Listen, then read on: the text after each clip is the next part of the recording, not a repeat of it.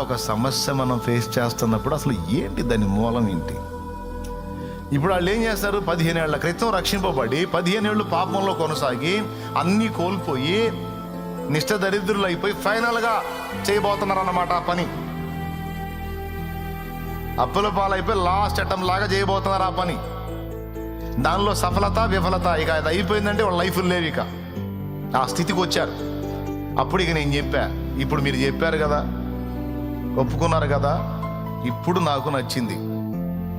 ఇప్పుడు మీ పక్షంగా నేను ఒప్పుకుంటా, నా దోషాలు ఒప్పుకుంటా, మీ దోషాలు కూడా ఒప్పుకుంటా, మీరు కూడా ఒప్పుకోండి.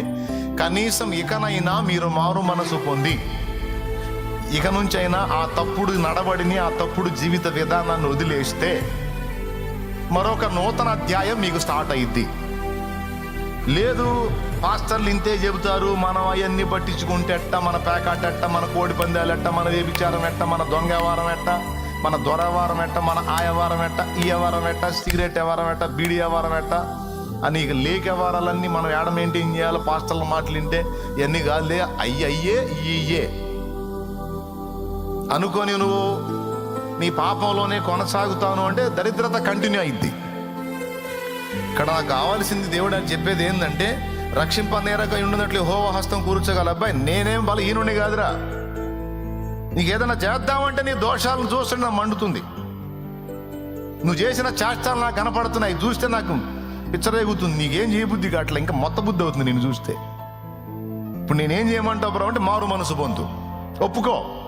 నీ బుద్ధిహీనమైన పొరపాట్లు, ఏ లోపాలు చేసావో, ఏ పాపాలు చేసావో, ఎక్కడెక్కడ డిస్టర్బ్ అయ్యావో, ఏ విధంగా తేడా పడ్డావో, ఎక్కడ పాపంతో రాసి పడ్డావో, ఎక్కడ లోకంతో పెళ్లి చేసుకున్నావో, విడాకులు దానికి లోకానికి ఎక్కడ రాజీ పడ్డావో దాన్ని ఒప్పుకొని విడిచిపెట్టు. అతిక్రమములను దాచిపెట్టువాడు వర్ధిల్లడు, కానీ ఒప్పుకొని విడిచిపెట్టువాడు కనికరం పొందును. కనికరం, దేవుని కనికరం మన మీదకి వచ్చిందంటే వర్ధిల్లటం అనేది అప్పుడు స్టార్ట్ అయింది. ఆశీర్వాదం అనేది అప్పుడు స్టార్ట్ అయింది. ఎప్పుడు ఆయన కనికరం మన మీదకి వచ్చిందో అప్పుడు స్టార్ట్ అయింది. ఆ కనికరం మన మీదకి రావాలంటే దోషాన్ని మనం గుర్తించాలి. కవర్ చేసుకోవటం కాదు, లేకపోతే ఏమంటారు దాన్ని, కప్పిపుచ్చుకోవటం కాదు. ఒప్పుకోవాలి, కప్పు కొనక ఒప్పుకోవాలి, విడిచిపెట్టడానికి సిద్ధపడాలి, విడిచిపెట్టాలి.